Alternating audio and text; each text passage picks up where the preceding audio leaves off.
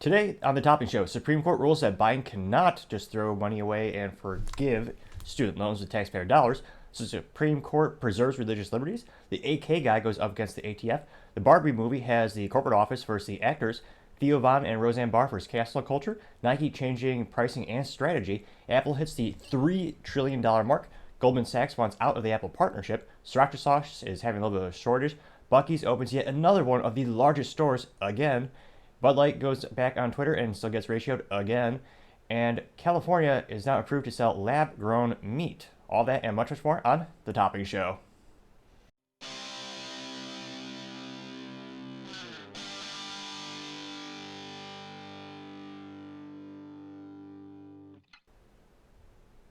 Thank you everyone for taking the time to tune in today. Today's episode of The Topping Show is sponsored by Topping Technologies.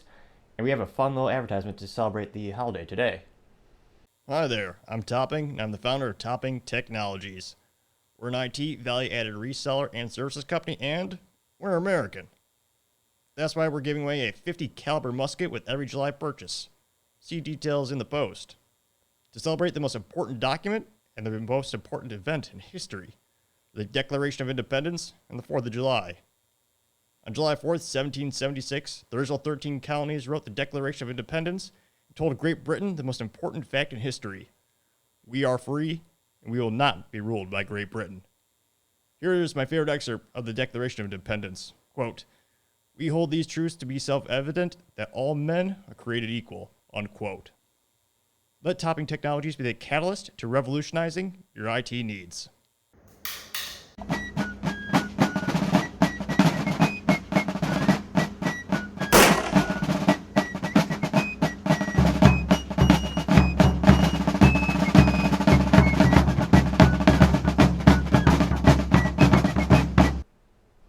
Other interesting cultural news, you have the AK guy versus the ATF. Now, the AK guy is a social media influencer as well as a small business owner in Texas by the name of Brandon Herrera.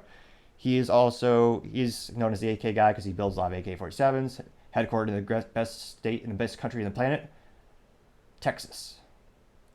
So he gets an A+ already because he's Texan. Now, he has an average of 140 million views per year on his YouTube channel and 258 subscribers on the Twitterverse. And he's invited by Florida Congressman Matt Gaetz and Marjorie Taylor Greene to give a statement to the ATF oversight field hearing. Now, Matt Gaetz is the congressman out of Florida that is best known for being the congressman who introduced a bill to abolish the ATF.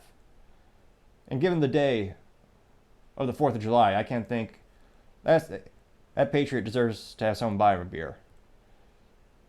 Considering the Second Amendment was the foundation for founding the United States. Granted, they don't teach history anymore in public schools, unfortunately, for many reasons. There's a couple good teachers out there, don't get me wrong. But on average, they're not told the importance and the significance of the First Amendment being protected by the Second Amendment. As a wise man, Charlton Heston once said, they know that there's sacred stuff that resides in that wooden stock and blued steel.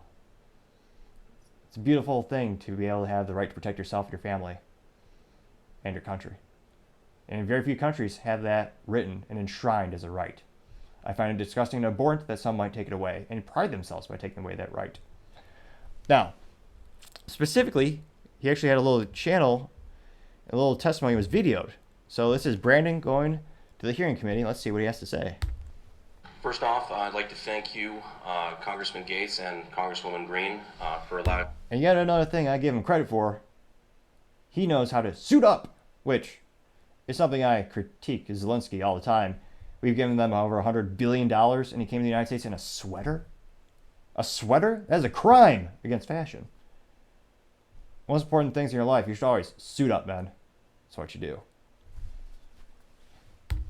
I'm a platform to speak about the ATF. It is one of my favorite topics. The Bureau of Alcohol, Tobacco, and Firearms was formed about 50 years ago. They don't teach this in school. Guaranteed. In 1972. It wasn't originally intended to be a law enforcement, or for that matter, a law interpretation agency of the federal government. Believe it or not, it was founded as a split off from the Treasury Department.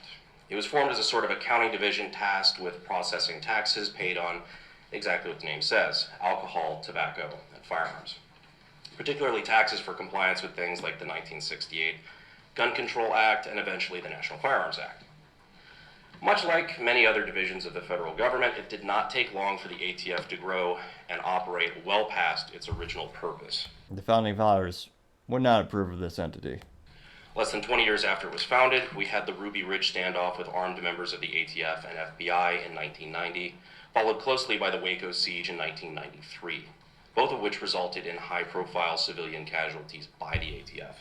Ruby Ridge was when a man accidentally cut down his shotgun a little too much for the barrel length, and him and his family were massacred.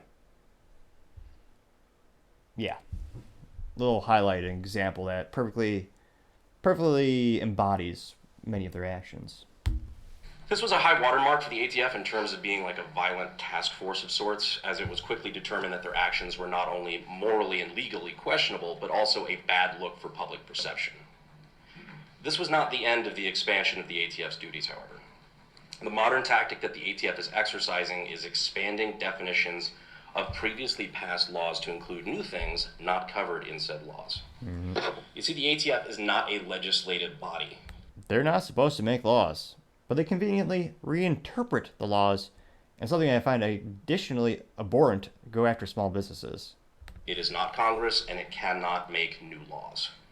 But in changing or expanding definition of laws already passed by Congress, they are essentially legislating. You see, even though Congress recently tried to reverse the ATF's ban on stabilizing pistol braces, a bill that failed, the ATF did not need any such bill to implement the ban on them in the first place. That was a phenomenon in which the ATF originally approved the patent of this product that millions, estimated 10 to 40 million Americans purchased, where instead of a solid stock, it had a little thing wrapped around your arm, and it would stabilize the AR-15. So you had 10 to 40 million Americans purchase this product, with the government saying, yes, it's a legal product. This does not redefine your pistol into a short-barreled rifle, which would traditionally fall under the National Firearms Act and require a $200 tax stamp, as well as additional fingerprint, photo ID, application, and taxes, and all that stuff, on top of sales tax. So many people bought it. And then the ATF decided, we're going to reinterpret this and turn you to felons. If you don't turn this in or register it as a short-barreled rifle, you will get 10 years in prison and $250,000 fine. Oh, also you're a felon, so you can never vote again. For a product people legally purchased. Now, granted, from my personal perspective, I always thought the product was a little bit of a gimmick, but I always will tell people I'll fight to the death for their right to purchase the products they want, because this is America. And you should have that ability and that freedom. And you purchased it legally. They shouldn't have the ability to take away your property without due process, which used to be a popular thing in the United States, believe it or not. But I digress. They simply made a decision to redefine them as SBRs, or short-barreled rifles, and therefore regulated by the NFA, violations of which are punishable by 10 years in prison. How the hell can repealing a ban on something require a literal act of Congress, yet the ban itself did not require a bill to go before Congress in the first place? Precisely. Another way the ATF has been expanding its authority is by targeting legal federal firearms license holders, or FFLs, such as gun stores, gun manufacturers, and so on. It's disgusting, and I find it particularly abhorrent and disgusting when politicians, they all say, we care about small businesses because they're the backbone of the economy. Well, they certainly are the backbone of the economy. I'm very proud to say that myself, my team have built a small business, a couple of them. And yet they'll enact more and more laws, and they're all designed to cripple, kneecap, and destroy small businesses. Now, the ATF is permitted to perform audits on FFLs to ensure compliance. They supposedly want to make sure that the FFL holder is not violating the law and is keeping the proper paperwork. However, in the past few years, this has been weaponized against FFLs and the gun industry as a whole as a way of shutting down otherwise legally compliant FFLs. What was originally intended to be a measure to stop rogue gun dealers from operating outside of the law has now, under the Biden administration, become a tool for federal agents at the request of their superiors in D.C. to shut down gun stores and manufacturers for simple clerical errors. Disgusting. And you know what's even more disgusting? The hypocrisy. Because guess who just got off scot-free for lying on federal paperwork to purchase a firearm? Hunter Biden. He lied on a 4473, which is a federal document that you must sign. Basically think of it as a job application to buy a gun. He intentionally lied on it, and he admitted it in his dumbass autobiography. He wrote in his autobiography, I was addicted to illicit substances at the time of the purchase of that handgun. And on the application, you had to click a box swearing you are not addicted to illegal substances at the time of the purchase of the handgun, or in his case, handgun, rifles, shotguns, what have you. He lied on that federal document. If you do it, or I were to do that, you get minimum 10 years in prison. And yet, he got a plea deal where not only is there no jail time at all, he also gets a cushy thing called disparity, some BS term. But the long story is he's on a little probation, and if he doesn't mess up, which statistically speaking he probably will, but if he somehow managed to not mess up in the next 1 or 2 years, whatever they expunge it from his record. And yet you have mom and pop gun shops, mom and pop manufacturers make an honest mistake, and they're destroying their livelihood, shutting down their businesses. That's disgusting. Those politicians, we don't use the term redcoats enough. We need to bring that back. Make redcoats abhorrent again. In paperwork. Rates of FFL revocation are up drastically, as Biden's new zero-tolerance rule has caused many innocent gun stores to close, guilty of only minor paperwork errors on forms attempting to comply with the law, as we've heard here today. I'm personally also an FFL, and I have little doubt that because I'm here willing to talk to you about this publicly, I can expect my audit to be coming shortly. I wouldn't be surprised. You have unprecedented amount of political persecution in the United States and religious persecution in the United States. Two things that when we founded our country were the bedrock and the foundation. We kicked Great Britain to the curb, proudly, because we wanted religious freedom. We wanted to have the ability to create our own livelihood. We wanted to have representation. How far we've fallen kind of breaks my heart. Will we get back up? I pray we do. But as FFLs, we shouldn't have to be worried about taking political stances against the ATF for fear of targeted backlash. As gun owners, we shouldn't have to worry about new gun laws who have the ability to turn law-abiding citizens into felons, especially without an act of Congress. Don't forget, 10 to 40 million Americans are now felons. The amount of people who actually did the paperwork for the SBR conversion or registering their little plastic stabilizing brace to become a stock for that short-barreled rifle, you're talking about less than, I believe, 6,000 people. That's not even 1% on the most conservative, even on the best scenario, where you're thinking only 9 or 10 million purchase the product. Not even a single percent complied, which means, legally speaking, they're all felons. They will never, if they get caught, they'll never be able to vote again. They will have to pay a $250,000 fine and 10 years in prison for a piece of plastic, which does not change the functionality of the firearm.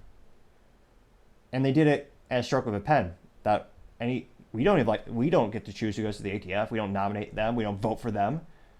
And yet, just as a stroke of a pen, this entity decided, well, we're going to reclassify it, even though you purchased it legally. And because you did not bend the knee and you didn't turn it in, now you're a felon. And you'll never be able to vote again. Political persecution, again. That is why the ATF has to be reined in from the top. Not only for the sake of gun owners across the country, but also to set a precedent and remind other government entities that they are not allowed to play by their own rules. Aw. That's the nice thing about the topping show. You don't have advertisements popping up like this because we're not monetized yet. Oh. Here today, and thank you for all the work that you're both doing to stop this weaponization, and we're happy to take questions. Based, as the youth might say. Great job by Brandon Herrera. Hopefully something is done. Time shall tell. Thank you everyone for taking the time to do it today. I cannot thank you enough. I really appreciate it when you take the time to like, subscribe, and comment. Each one of those things greatly helps out the channel. Happy 4th of July, everyone. Also, don't forget to tell your family, tell your friends, tell your coworkers. Heck, tell your enemies, tell anyone and everyone. Just stay safe and fight the good fight.